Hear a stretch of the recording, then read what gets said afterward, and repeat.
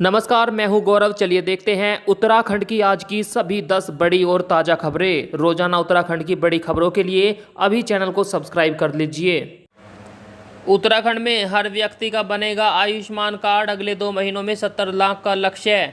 राज्य सरकार ने हर व्यक्ति को आयुष्मान कार्ड देने की योजना बनाई है। स्वास्थ्य मंत्री डॉक्टर धन सिंह रावत ने कहा कि राज्य के सभी निवासियों के आयुष्मान कार्ड बनाए जाएंगे।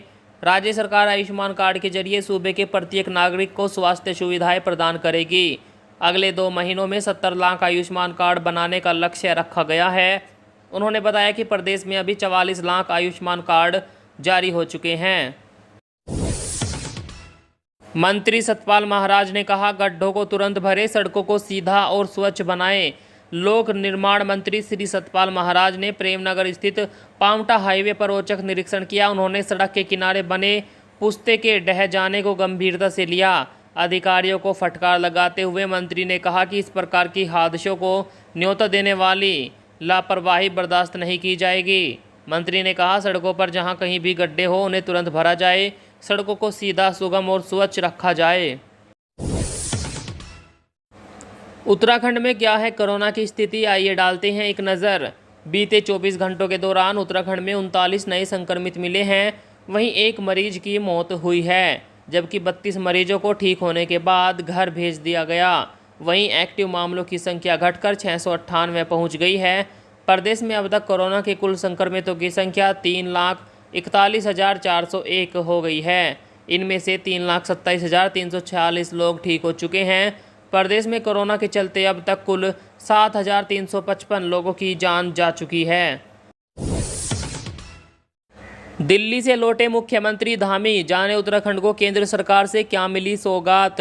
मुख्यमंत्री पुष्कर सिंह धामी दिल्ली दौरे से वापस उत्तराखंड लौट आए हैं। मुख्यमंत्री धामी की आईटी मंत्री से मुलाकात हुई। आपको बता दें, उन्होंने उत्तराखंड में 6,000 गाँवों को इंटरनेट से जोड़े जाने पर बातचीत की। उन्होंने रेल मंत्री से नई रेल लाइन ऋषिकेश से उत्तरकाशी के लिए जल्द कार्यवाही करने की मांग की।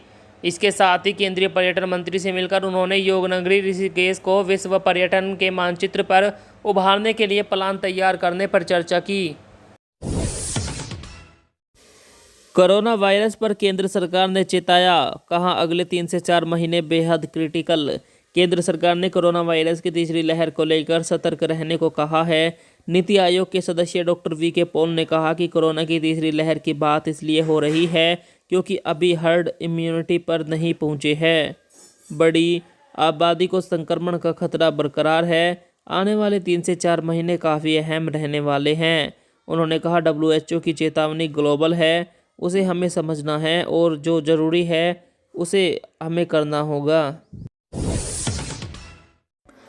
प्रशासन की सख्ती से हल हुई जाम की समस्या, घटी पर्यटकों की संख्या। नैनीताल में जाम की समस्या से निपटने के लिए प्रशासन ने वीकेंड पर कई शर्तें लागू की। शहर में 2 पहिया वाहनों की एंट्री पर भी रोक लगा दी गई। इससे पर्यटक दूसरे पर्यटन स्थलों की ओर जाने लगे। इस फैसले से जाम से निजात जरूर मिली, लेकिन पर्यटकों की कमी से पर्यटन इंडस्ट्री पर बुरा प्रभाव पड़ने की आशंका तेज हो गई है।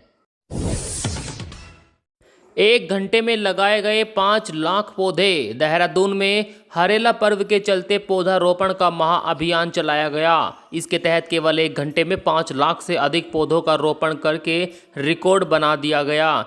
जिला प्रशासन के नेतृत्व में शहर में विभिन्न प्रकार के 5,436 पौधे लगाए गए। मुख्यमंत्री पुष्कर सिंह धामी के समक्ष इसका सीधा प्रसारण भी किया गया। जिलाधिकारी डॉक्टर आशीष ने बताया कि कुछ क्षेत्रों में इस अभियान की ड्रोन से फोटोग्राफी भी की गई। चलो भाई जाओ, जो डर रहे हैं जाओ। कांग्रेस छोड़ने वालों पर भड़के राहुल गांधी। कांग्रेस नेता राहुल गांधी ने पार्टी छोड़ने वालों पर निशाना साधा है। इससे जुड़ा एक वीडियो सोशल मीडिया पर सामने आया। इसमें राहुल गांधी ने कार्यकर्ताओं से कहा, डरने वाले बीजेपी में जाएंगे, हमें निडर लोग चाहिए। जो डर रहे हैं उन्हें कहा, चलो भैया जाओ, नहीं चाहिए। सूत्रों के मुताबिक राहुल ने सिंधिया पर भी निशाना साधा। कहा, सिंधिया जी डर गए तो आरएसएस के हो गए। उत्तराखंड वन विभाग में पदोन्नति और सीधी भर्ती से भरे जाएंगे खाली पद। वन विभाग में खाली पदों को भरने की तैयारियां शुरू हो गई है। वन विभाग के मुखिया ने वन रक्षक, वन दरोगा, डिप्टी रेंजर व रेंजर के रिक्त पदों को पदोन्नति व सीधी भर्ती के माध्यम से भरने का प्रस्ताव तैयार करने के निर्देश दिए हैं। वन मंत्री हरक सिंह रावत ने कहा कि प्रत्येक वनाधिकारी अपना कार्य पूर्व निष्ठा के साथ करे। राजपुर रोड स्थित वन मुख्यालय स्थित मंथन सभागार में अधिकारियों के साथ चर्चा हुई। मानसून सत्र से पहले सरकार ने बुलाई सर्वदलीय बैठक, प्रधानमंत्री मोदी भी होंगे शामिल। संसद के मानसून सत्र से पहले केंद्र सरकार ने सभी राजनीतिक पार्टी की बैठक बुलाई है। इसके अलावा एनडीए की भी बैठक होगी। इसमें प्रधानमंत्री नरेंद्र मोदी भी शामिल होंगे। केंद्रीय संसदीय कार्य मंत्री प्रहलाद जोशी ने सरकार की तरफ से सर्वदलीय बैठक 18 जुलाई को सुबह 11 बजे बुलाई है। सुबह 11 बजे पहले सर्वदलीय बैठक होगी। इसके बाद दोपहर को 3 बजे एनडीए की बैठक होगी। मानसून का सत्र 19 जुलाई से 13 अगस्त तक चलेगा। हाईकोर्ट ने कहा, ठोस रिसर्च किए बिना बच्चों को कोरोना वैक्सीन लगाना सही नहीं। बच्चों के लिए कोरोना वैक्सीन से संबंधित याचिका पर दिल्ली हाईकोर्ट में सुनवाई हुई। अदालत ने कहा कि अगर ठोस रिसर्च किए बिना बच्चों को वैक्सीन लगाई जाती है तो इसके नतीजे भयानक हो सकते हैं, इसलिए रिसर्च बेहद ज़रूरी है। कोर्ट ने यह भी कहा कि रिसर्च के लिए कोई टाइमलाइन नहीं हो सकती। बता दें कि याचिकाकर्ता ने मांग की थी कि बच्चों के वैक्सीन ट्रायल कब तक पूरे हो जाएंगे, इसकी टाइमलाइन होनी चाहिए। आपको बता दें, 15 से 18 साल के बीच के जो बच्चे हैं उनको कोरोना वैक्सीन लगने की बात हो रही है। वैक्सीन तैयार हो चुकी है, जिसके बाद कोर्ट ने कहा कि यह खतरनाक ना हो, इसकी जांच अच्छे तरीके से की जाए। केंद्र सरकार ने दिया अब तक का सबसे बड़ा ऑर्डर, मंगाई 14,505 करोड़ रुपए की वैक्सीन।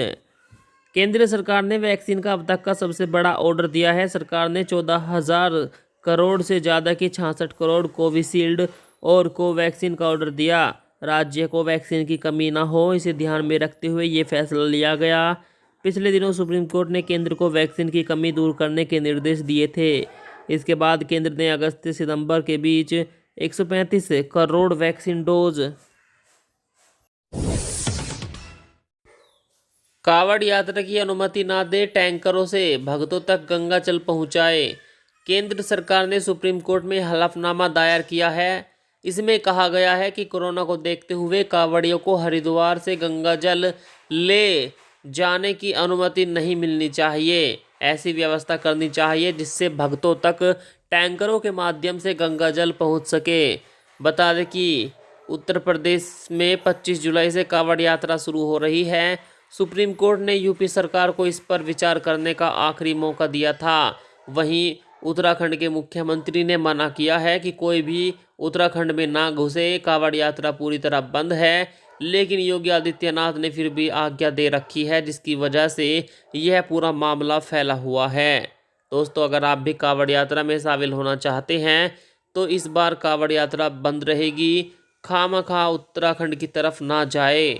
केंद्र सरकार ने कहा है कि भक्तों के घर तक गंगा जल पहुंचाने की व्यवस्था की जा सकती है। किसान आंदोलन पर टिकैत का बड़ा बयान, कहा लग रहा है देश में जंग होगी। किसान आंदोलन की अगुवाई कर रहे राकेश टिकैत ने बड़ा बयान दिया है। टिकैत ने अपने बयान में सरकार को एक बार फिर चेतावनी दी है। उन्होंने कहा, किसान वापस नहीं जाएगा, किसान वहीं रहेगा। सरकार को बातचीत करनी चाहिए। हमने 5 सितंबर को बड़ी पंचायत बुलाई है। 2 महीने का टाइम है। सरकार अपना फैसला कर ले, किसान भी कर लेंगे।